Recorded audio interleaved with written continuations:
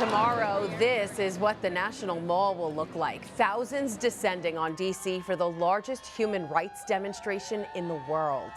It's the March for Life, an event that brings pro-life supporters together to protest the anniversary of the Supreme Court's 1973 Roe v. Wade ruling that legalized abortion in all 50 states. But it's not just a protest, it's a celebration, honoring life from the moment of conception to natural death.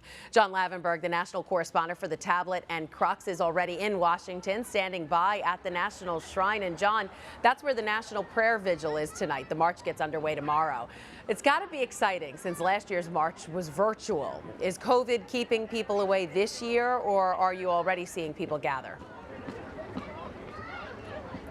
Yeah, Christine, you know, like you said, the March for Life last year was it was largely virtual. There were only about 200 people that came out, pro-life leaders that came out in March. And, you know, I can tell you, being at the Basilica a while now, I've already seen way more than that going in and out of the Basilica, being on the steps, as you can kind of see behind me here. So there have been a lot of people going in and out, and I anticipate, as the reports have indicated, that the march tomorrow could reach pre-pandemic levels. Wow, that's great. And now this march comes at a time when the Supreme Court is poised to issue a decision in the coming months that could reshape the abortion landscape in this country, especially with so many states currently fighting abortion access. Some think Roe v. Wade could finally be overturned. Others think it never will be. So what's the consensus there?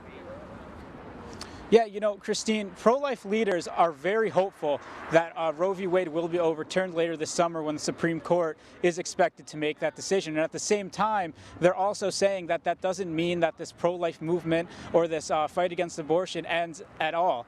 They talk about the fact that, you know, if Roe v. Wade is overturned, that abortion law goes back to the states, in which case, while we'll see many restrictions, there will also be more permissive laws in a lot of places. And with that, they're also talking about the need to up local and state advocacy in terms of legislation, but at the same time appealing to people about the evil of abortion and talking people against it and advocating for better family policy and things of that nature too.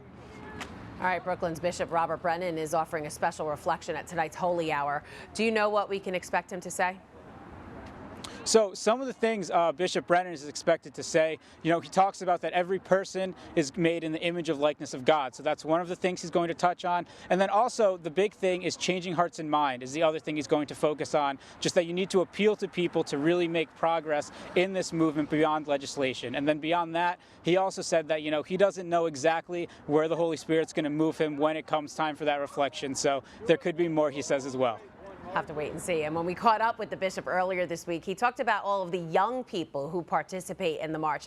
There seems to be some young people right there behind you. Why do they seem to want to participate? That's right, Christine. You can see it right behind me. There are some young people, and that's been a common theme since I've been here. Young people all over these stairs and going in and out of the Basilica. And there were bus loads were here. I know the Diocese of Brooklyn is sending a bus as well. And they really talk about the fact that, you know, this is important for them to be a part of because of Catholic social teaching, the way they were brought up. But also more than that, they talk about the fact that if young people aren't the ones to carry out this fight against abortion and make this stand, then who is going to for future generations? So they really take this upon themselves. They take pride in the fact that they're here advocating for life, both at the National Shrine of the Basilica and then tomorrow at the march.